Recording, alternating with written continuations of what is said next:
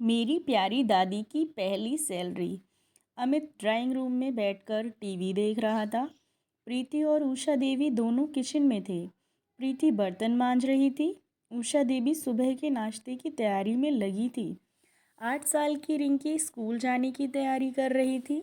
अमित ने drawing room से ही ऊंची आवाज़ में कहा, प्रीति तुम्हारा पगार आ गया है। अगर आ गया है तो इस महीने की ईएमआई तुम भर देना। मेरी सैलरी आने में अभी वक्त लगेगा। प्रीति ने किचन से ही कहा, जी ज़रूर भर दूंगी।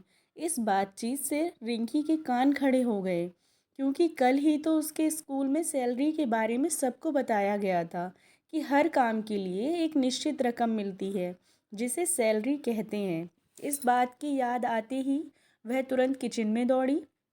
उसको ऐसे अचानक दौड़ते देख अमित भी उसके पीछे पीछे गया।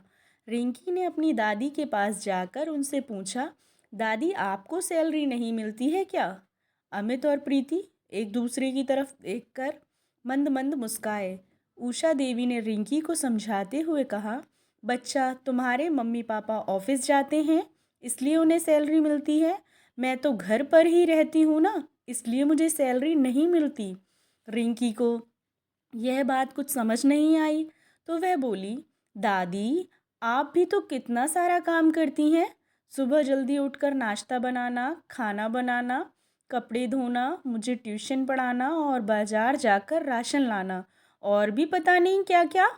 आपके इन सभी कामों की वजह से तो पापा और मम्मी निश्चित होकर काम पर जा पाते हैं और मैं भी स्कूल में अच्छे नंबरों से पास हो पाती हूँ। तो क्या इन कामों की कोई वैल्यू नहीं है? रिंकी की बातें सुनकर कुछ पलों के लिए सब शांत हो गए। 8 साल की एक छोटी सी बच्ची जो सोच रही थी वह गलत नहीं था। अमित और प्रीति के पास इसका कोई जवाब नहीं था, मगर उषा देवी के पास था। वह बोली, किसने कहा मुझे सैलरी नहीं मिलती? मुझे पैसों के रूप में सैलरी नहीं मिलती, लेकिन मुझे जिस रूप में सैलरी मिलती है उसकी कीमत कोई आंक ही नहीं सकता। मैं घर की जिम्मेदारी संभालती हूँ तो मुझे तुम्हारी मम्मी एक दोस्त के रूप में मदद करती हैं। तुम्हारी मम्मी की दोस्ती मेरे लिए वह सैलरी है। मुझे पैसों की ज़रूरत होती है और मैं तुम्हारे पापा को बोलती हूँ तो बिना यह जाने कि मैं उनका क्या करूँगी वह मुझे झट से पैसे निकाल कर दे देते हैं।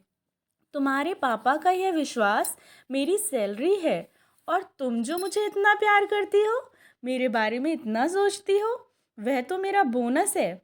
अब बताओ, क्या मुझे किसी से कम सैलरी मिलती है? दादी की बातें सुन रिंकी खुश होकर दादी से गले लगते हुए बोली, अरे वाह दादी, आप तो बहुत अमीर हैं। सबके चेहरों पर बड़ी मुस्कान आ गई।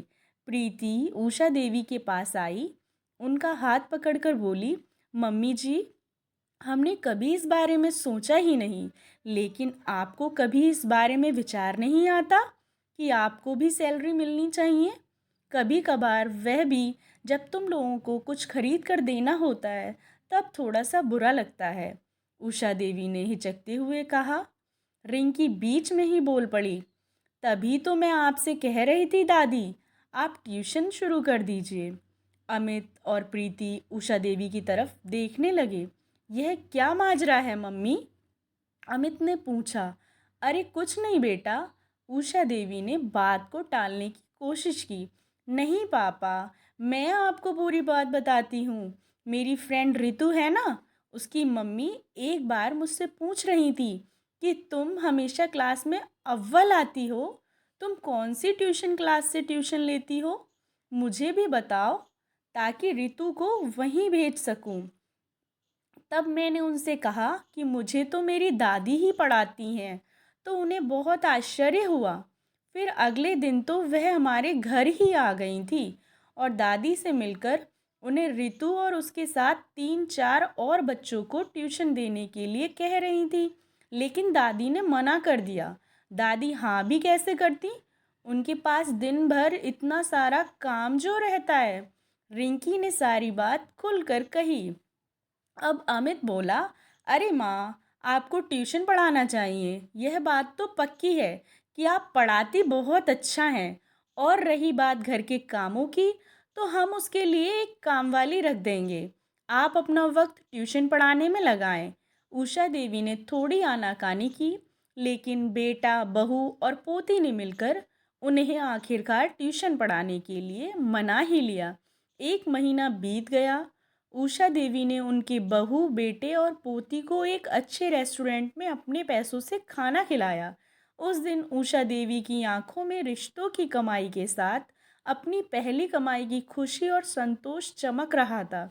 दोस्तों, माना कि जीवन में पैसा ही सब कुछ नहीं होता, लेकिन थोड़ा सा पैसा जो अपने अपनों के लिए खर्च किया जाए और उससे जो खुशी मिलती है, उसकी बात ही कुछ और होती है। आशा करती हूँ आपको कहानी पसंद आई होगी। कहानी पसंद आई हो तो चैनल को सब्सक्राइब कर वीडियो को लाइक एंड शेयर करें।